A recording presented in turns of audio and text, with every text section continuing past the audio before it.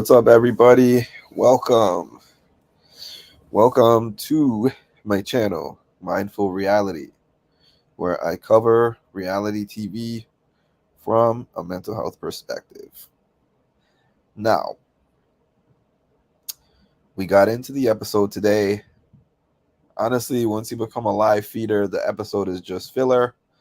I was curious if anything would change about the episode, but I don't know. They only showed Luke about 3 times in the episode. By the way, my apologies for not being on the camera, but y'all know that I have been straining to even get on here this much. The streams are still down. We're still seeing kittens.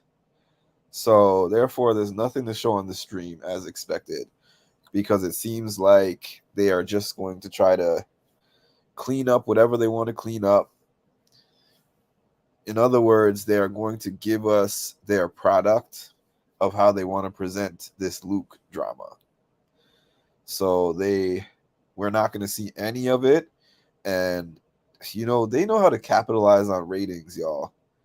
I mean, they'll probably spin it like to protect the mental health of the participants or whatever, and to protect the families. I mean, it probably does benefit them a little bit for us not to see the unfiltered stuff right after.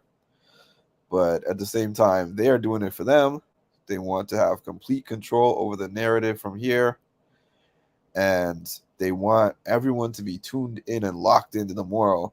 This show is probably going to be extremely highly rated tomorrow's episode. No, it didn't come up in the episode because the Wednesday one, I believe, it was already done. I think maybe they might have edited Luke out a little bit because he barely showed up in the episode. However, he wasn't exactly central to what was going on. Like, in terms of that alliance information, the 8-person alliance, the handful, the bye-bye bitches, like, he wasn't a part of any of that. He was just on the outskirts. I don't know what he was doing in the house, honestly. Good evening, Lin Lin. I might not be on here for that long just because I simply have reached the end. I'm usually capable of a lot of hours and time, but today I already spent most of my day doing this. In between chicken soup, Tylenol, you know. So being on here as hard as it is, but I'm going to do as much as I can, and then I'm going to be off. Let's see here. So the episode edit was kind of a good one for Sari and also for Jared and also for Mama Fee. So it showed that Mama Fee is a person that they weren't paying attention to, but was peeping everything. They showed her as the person who exposed the cover of the handful. Now, I will say, some of that is because the alliance was super obvious. She was like, oh, 5 in the room. They're very close. I see them talking all the time. They're an alliance. However, it seemed like when she brought this information to her alliance, let me see. Get your rest. Gotta get your rest. Head junk always seems to be worse in the morning and at night, for sure. And thanks for the comment, Tammy. Please like, subscribe, hit your notification bell, and share the videos. If you like my content, I'm trying to grow. I had a page, for those who don't know. It was called Music and Mental Health. I still have the page. I'm not saying it past tense as in I'm not going to use it anymore. But during the Big Brother season, it's such a commitment to do this that I can't really do both consistently, as you might be able to guess. So most of my time during the Big Brother season will be on this station, on this channel, right? And then when the Big Brother season ends, I'm still going to be covering The Challenge, Survivor. There's a few other shows that I cover, but it's going to be much less content here. And I'm going to be doing my mental health content for the other 9 months. That's something that I figured out during the off season, is that a lot of people were only interested in that content, and that's fine. Now I have a page that people can look for that is easier to find, I believe. I've already started to see example of that because I've had a few people who followed me today who said, I found you via YouTube recommendations. And when I was on the other page doing reality TV content, they were like, we had to type in music and mental health Big Brother, or they're like, I just lucked into seeing that you were live one day and I just got on that way.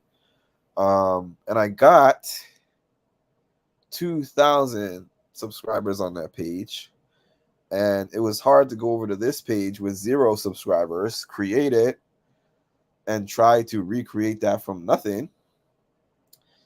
And I was getting discouraged about that. And that's why you started to see me celebrating shorter milestones. I'm not like, if I'm not at 2,000, it's nothing.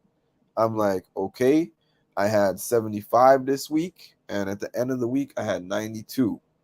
I gained 17. And then I'm like, I'm aiming to get another 20. And then I'm like, I'm aiming to get 50. And it's been expanding. Sometimes things take a little while to get off the ground, and they don't get off the ground because you're not persistent enough. But it's a trait. Persistence is a trait that everybody knows my dad had. He was probably the most persistent person I know. And I've always had the problem of giving up too soon. And I'm not going to be that person anymore. And I know that had nothing to do with the episode, but now that my people have found me over here and some new people who've never seen me over here, I feel like it's time for a reintroduction. So, as I was saying about Mama Faye, she went back and reported about the handful. And then Jared, who is the ultimate double agent, was included in this group of 8 that Riley was trying to form. Now, we already saw all this stuff in the feeds, but this edit reminds me that as much as Riley has been crying and saying that she had the worst week, she's been she's been forced to have all these conversations with people that she doesn't want to have but has to have because she won HOH. One, she was gunning for HOH. She got what she wanted. All her dreams, she said, all my dreams are coming true at the same time. She basically was the ringleader of forming the 3. She basically was the ringleader of creating the 5. And she was basically also the ringleader of creating the 8. So she created a final 3, 5, and 8. And Jag was her side henchman, or whatever you want to call him. And he helped her execute it. He brought it over to Jared and was like, hey, Jared, do you want to join this 8? We're basically going to split the house in half. Interesting strategy. So they were layering themselves up in alliances. What I thought was also interesting was the fact that I think they're underestimating Corey's intelligence. Because I think they brought him in as like the 6th or 7th member of their big half house alliance. And he said, I'm like honored to be on there. Like, this is all I ever wanted, is to just have a family. He said that he's a persuasive, this persuasive debater or something like that in the first episode. And he's a Survivor super fan. And he's probably like a Big Brother fan also, even if he's not a super fan. So Corey's one to watch out for. Hi, Charmed Life. Okay. Trying to get through this. I have 150 subscribers. Thank you guys, because some of you were on here 2 nights ago, I think, when I had 92.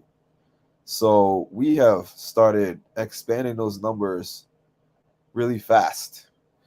compared to the goals that I had last week, which was like 20 for the week or something. 25. I had a goal of 25 subscribers for last week. That's the reason why I bumped it up to 50 this week, and I got the 50 in 4 days. And so now I'm trying to get another 50 for the next Thursday, Friday, Saturday, 3 days. We'll see.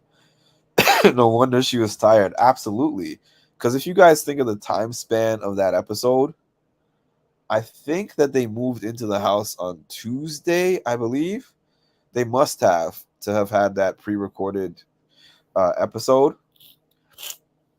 So they were only in there for about a week at the time of all these different alliances forming. I think it was very obvious. Now, to tell you guys the mistake that I think Kirsten made, the mistake that I feel like Kirsten made, she also was trying to layer herself up in alliances, but the way she did it was different because she tried to form alliances as a response to being on the block. So this Phalanx 5 thing was her idea. Then after the Phalanx 5, she went over to Mama Sari, Mama C, and Mama Fee and told them that she wants an alliance with the two of them, hugged them up. So Sari was initially like, I feel good about Kirsten. But then what changed with Kirsten is that she had the mole on the other side, which is Jared, who came over and said she tried to do a 5 with us.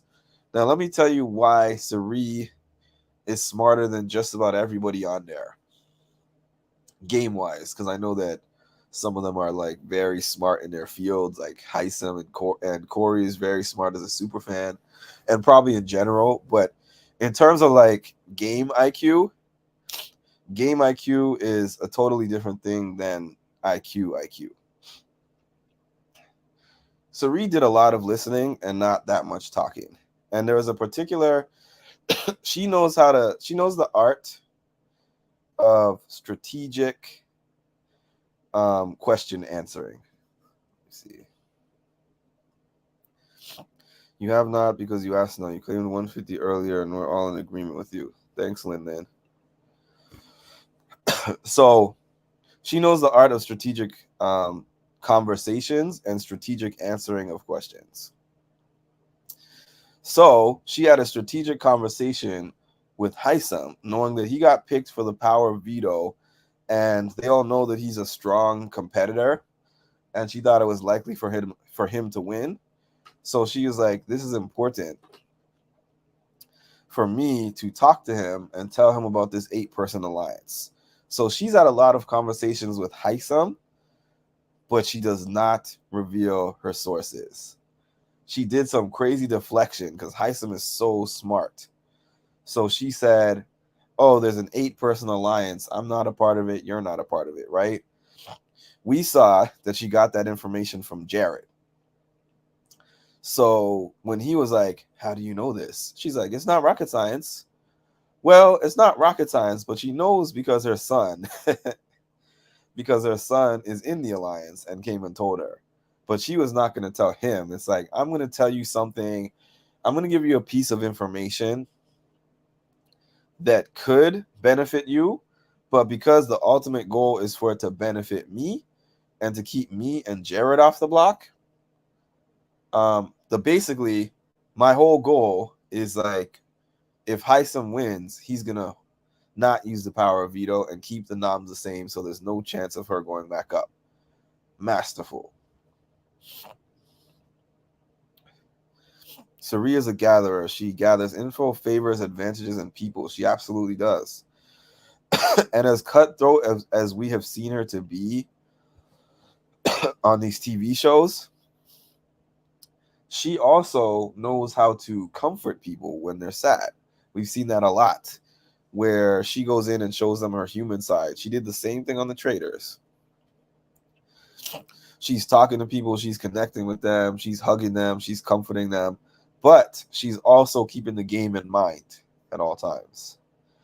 So she gave him that information and was like, basically, I want to start something with you. Heisem was never a main piece for her, but rather a tool in her game. So he won the power veto, which looked like it was honestly anybody's game.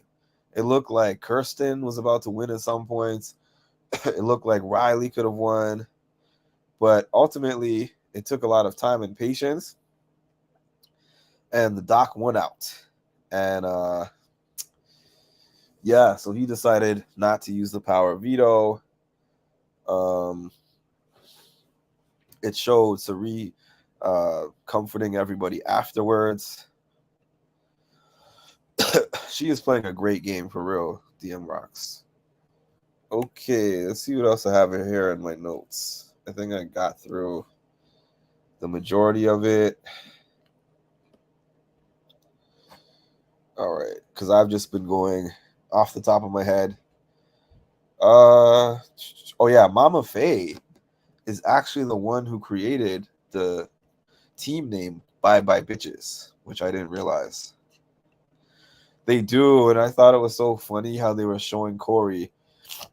That's 2 episodes now where he's basically like, my goal is to get her out of the game, but he's also like, I'm fanning out because it's Cirie.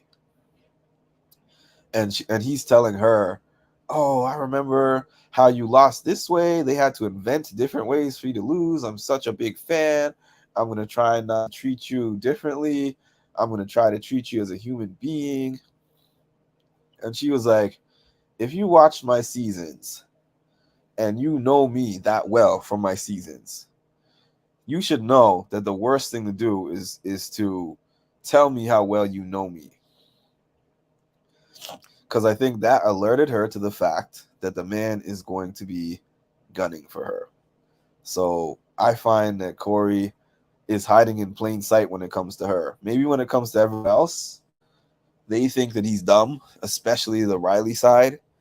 But yeah, it's interesting that Mama Faye was the one who actually said, let's rally this side against that side. I feel like the live feeds that we watched, though, showed that Cirie was planting all this other side information in everyone's heads, and they were just the ones saying it. I'm not trying to say that Mama Faye is not extremely sharp and perceptive. I'm just trying to say that she does have a blind spot when it comes to Cirie. And I think they're going to realize, if they leave her in there long enough, they're going to realize how incredibly smart that she is. Oh, and I made a note of how cool it was for Jag to say that he's the first Sikh ever to be on the show, to say that they've been underrepresented and stereotyped, and the conversation with Haisam, where he said he's Egyptian, and they connected with that. Jag has some really deep personal conversations, and I like Jag overall, but it's like, I'd be fearful of Jag in the house if I was them. Nothing major, Chocolate. Everything that we've already seen. It's just the way that they tied it up for us. Right. That's why everyone calls her the puppet master. Because Izzy's the one doing so much talking. And because she's doing so much talking, they're just under the assumption that she's the one coming up with all the plans. When we all know that she's not coming up with the plans, and Cirie is planting all these things in her head, and she's just running with them, and her head is getting gassed up. So I think that's about it for my episode recap. Typically, even without the live feeds, I would make it longer, but I got on live at 5 o'clock in the morning. I got on live again at 11 something. I got on live again to break the news of Luke getting kicked out of the house, and I'm live again to recap this episode. I'm not typically going to be online 4 times in one day, but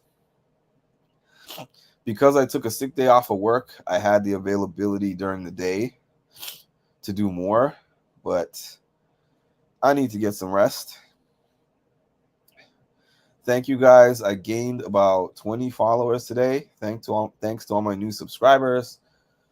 If you watch the Challenge USA, I have an interview that I did with Wes previewing the game, previewing the season, and it's up currently.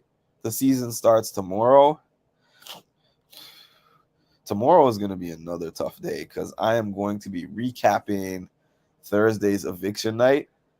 And after that, I'm going to be watching Challenge USA 2 and recapping that. So,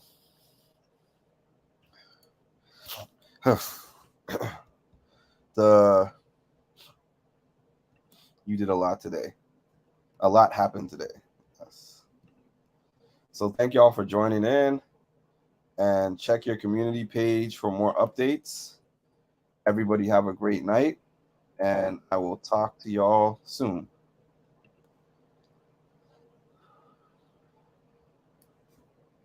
So you literally were one of my very first followers, and then when you followed me and I followed back, I was like, this dude is cool. Like, if they say talk to your manager, you just say, you know what, talk to the hand. You don't need to be on my podcast. But, yeah, dude. Yeah, you do a great job. Thank you. I always get a kick out of talking with you on Patreon. You have a really good view on everything. That wasn't planned. You know what? But I like this Canadian. I like this one. Well, thank you.